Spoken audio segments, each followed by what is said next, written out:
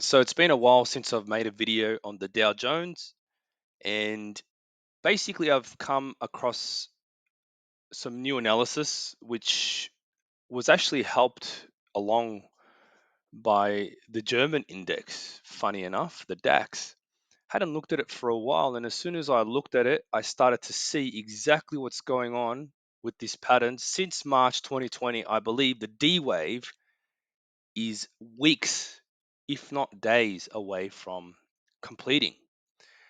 And I thought about it and I go, well, okay, great. What does that mean in terms of the pattern in general? And I started to realize that if this was really the end of a major wave 3 in 2018, then it doesn't make sense that the market would suddenly just produce an ABC and a small DE. And that was just puzzling me for a while, especially because of this pattern up here. This particular pattern up here, which looks like a zigzag, it's not. And I'll explain that in a moment. But the thing is that if it's a major wave 4, then we need to see a correction that's pretty major, right? More major than the GFC, because the GFC was a minor wave 4 of wave 3, right? So this is why I eventually came across the new analysis. And before I head into the smaller degree on a different chart, I just want to mention that this is very reminiscent of the 60s and the 70s, or at least, yeah, the 60s and the 70s in terms of the correction, because wave 2 down here, it basically it basically almost did the same thing, right? So we had our wave 1 beginning of this trend, because I marked this is the start of wave 1, right? And there's a reason for that, right? And I'll explain it quickly if you want me to go through it. The Great Depression was a wave C. This long-term trend line that we're seeing here, it actually goes back hundreds of years, right? But interestingly enough, I see this quite often in the beginning of trends, right? You might notice it in my analysis, is that the D wave breaks out of that area and then creates a small E wave, right? We've seen it with Bitcoin, happens all the time, right? But this is interesting because it's in the Dow Jones, it's happened before, right? Small wave E, new trend, right? So that's my thinking there. So basically, how could we see this happen back here? A, B, C, D, E, and basically see A, B, C, D. Well, there's no E, right? And I believe that the E will be, once again, just like down here, the big wave. Now, that's a wave 2 back here. We're talking about a major wave 4 in a market that's been overextended because the corrections have expanded, right? The GFC was a wave A, then we had a B, C, D, E, small E at the lows there where you could see I put the line, right? And that was basically the Fed kicking the can down the road, right?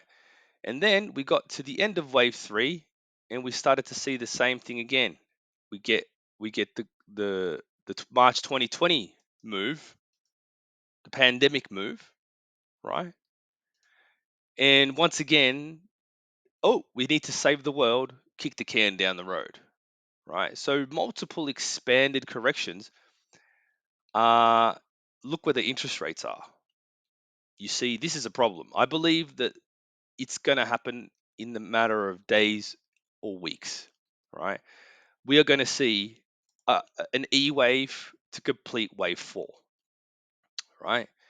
Now, this can go down anywhere between, I believe, in this area, right? Somewhere in here, right? Anywhere between that area and this area, right?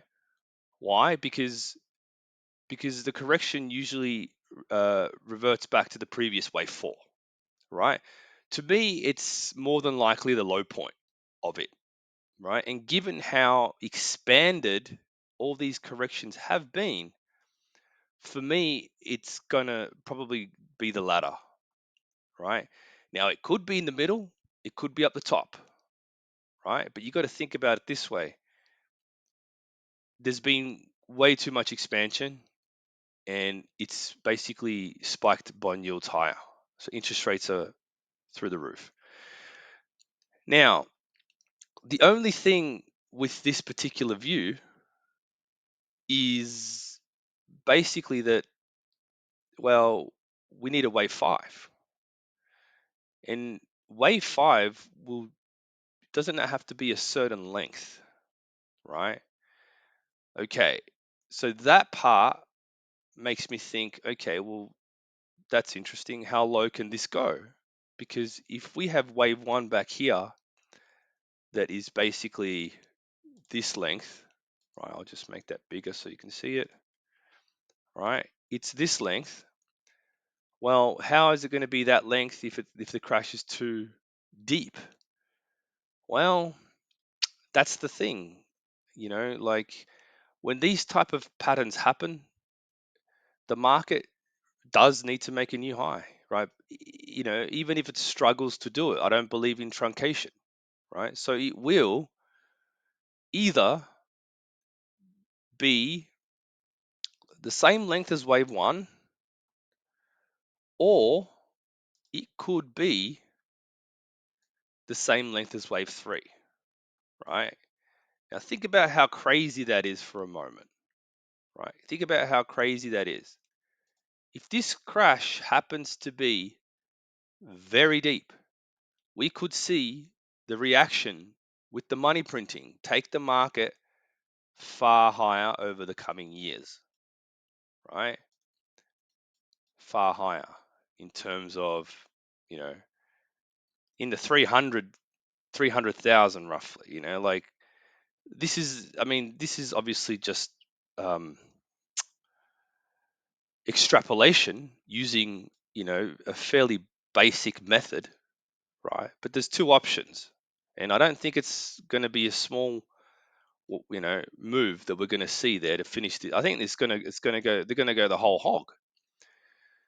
Except, what does that look like in a world where bond yields spike, inflation spikes, right? How long will that take to happen? See, that's the important question. I believe is that we need to basically wait and see what happens, what kind of measures are in place, and what kind of money printing they will basically spin up and go, brr.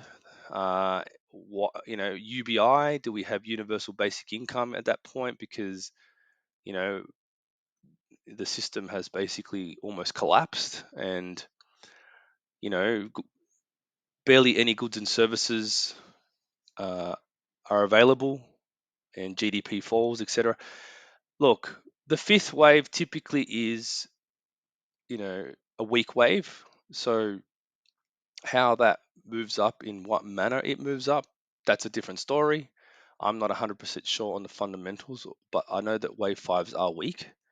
So even if it does, move up, pretty fast compared to, you know, what's happened in the past here, I suppose, it could be stronger, but be weaker fundamentally speaking, and might eventually lead to a blow off top in the future sometime. Who knows? Whatever.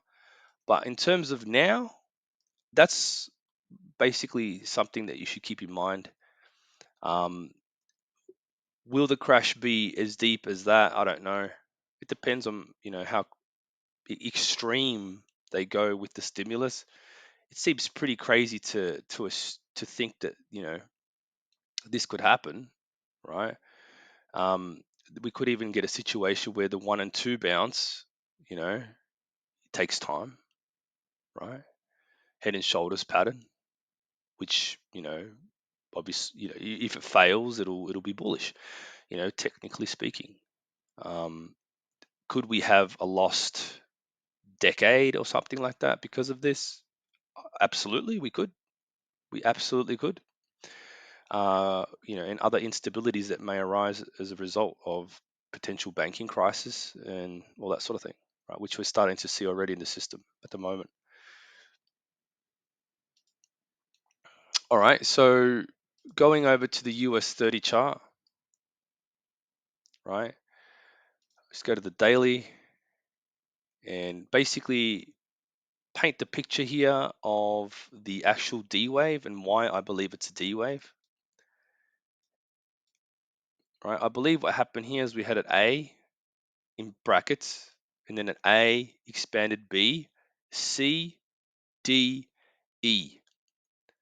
Right, I believe this is the reason why, and I believe the reason why I could not figure this one out was because of this move here. This is a 5-wave move. It's weird, I know, but there's nothing else it could be, right? I was scratching my head for a while, but until I saw that German chart, the German 30, that was it. I realized what I was looking at.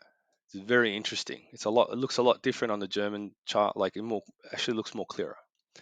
So basically, as long as this particular wave here wasn't the shortest, this idea was valid, right? And it just turns out that it's just a tad longer, like a smidge longer, or if not the same length as wave 5. So it was okay, it worked. And this was basically a B and then C for D and then E. This 5-wave move here, weak 5-wave move was E, the end of that D wave, the end of, sorry, the B in brackets, and then C wave incoming. C wave, this, if we take the same length as wave A in brackets, basically we are not far away from the same length. Um, this explains why suddenly out of nowhere we have this spike up across the board, but it's not over yet. I don't believe it's over just yet. We haven't even seen the S&P make a new all-time high, which it needs to in order to complete the D wave, right? Because it has to make a high above all previous corrective patterns for it to be a officially completed D wave. So that hasn't happened yet. So I do believe we have a little bit more upside here. But then that'll be it. So there could be potentially weeks or days left in this thing. We could be basically just correcting wave 4 now for a little bit because of the large run up. That might even sort of, expand a little bit higher and etc. before the final move happens. And then we'll get the D wave, the E wave, sorry, the large move down that will rival, in my opinion, should rival the GFC move. And part of that is because, as I mentioned before, it's a larger degree move, right? It's in a larger wave 4 pattern. So just quickly, just for, when I was doing my analysis, this is what sort of gave it away. Yeah, I was looking at this and then I realized what I was seeing here. This turned out a lot different in terms of the way that it looks compared to the one in the DOW. So that's sort of what gave it away on the German DAX there. But yep, in a nutshell, I believe this will affect cryptos in a particular way that basically it will complete corrections for some coins, and then basically set off a new bull market. See, that's the part that will be very interesting, in my opinion, is to how it affects the cryptos, which ones it wipes out, and which ones it basically sets up for a bull market. So hopefully this hasn't been too long for you. Thanks for watching.